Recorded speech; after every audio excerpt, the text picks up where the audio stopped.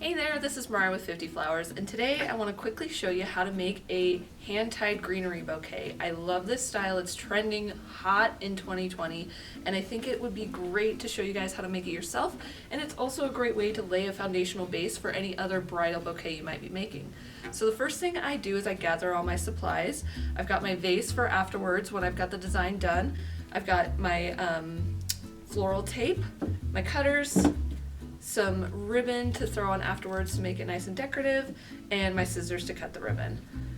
I've also got a range of 5 different greens. I like to design in odds because I find them much more appealing, and that was kind of the way I was trained, and I just love the way it looks, and they've all got different textures and slightly different colors.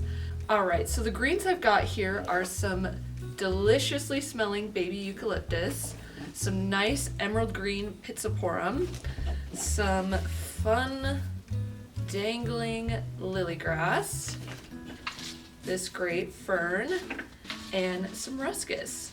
I am going to start with my euc and my ruscus. These are going to be my laterals, and I just start crossing them and placing them in this crisscross manner, and that's going to start to lock them together. And there is no rhyme or reason to where I'm placing things, really. The cool thing about greenery is you get to just have fun with it. There's, you can make it structured, but I think with this look, I like to go a little less structured. And I'm gonna start making sure that I have a tall point here in the middle, right there, and see how my fingers are holding that grid together. It's just locking everything in nice and tight. There we go, great, okay. And you just keep placing and going at angles so that it's not straight up and down. You want it to flow out and come out at all angles and be very 3D-esque. And oh yeah, we're gonna put that over there. Okay, and I twist it every time or every other time I place something. And oh yeah, we're getting a great base started there. And once you don't have to hold this tight once you get that grid started, because all the stems are now doing the work for you.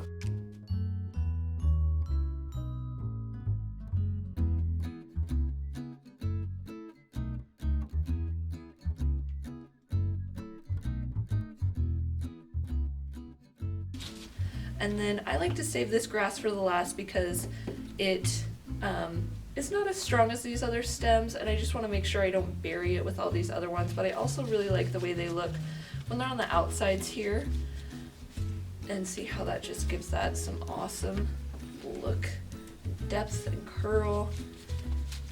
And sometimes I'll do one side, like if I know that it's going to be like a bridal bouquet and it's going to be sitting there in the front, I want it to that's what's going to be in the front so it's not poking in the back. And then we could do a couple up here.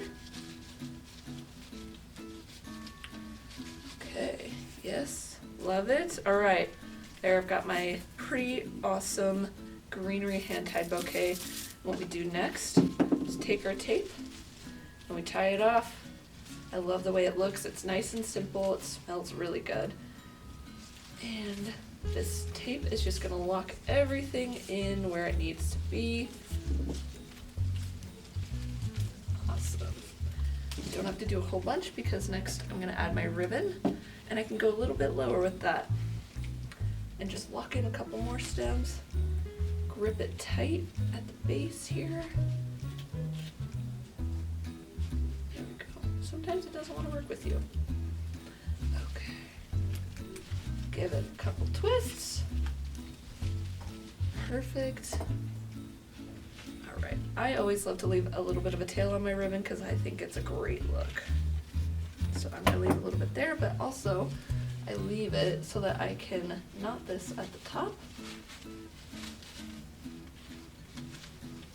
Give it a nice pull. Great thing about greens is they're super sturdy, much more than flowers. And I give all my stems a nice cut so that until I have to use this bouquet, I can place it in water.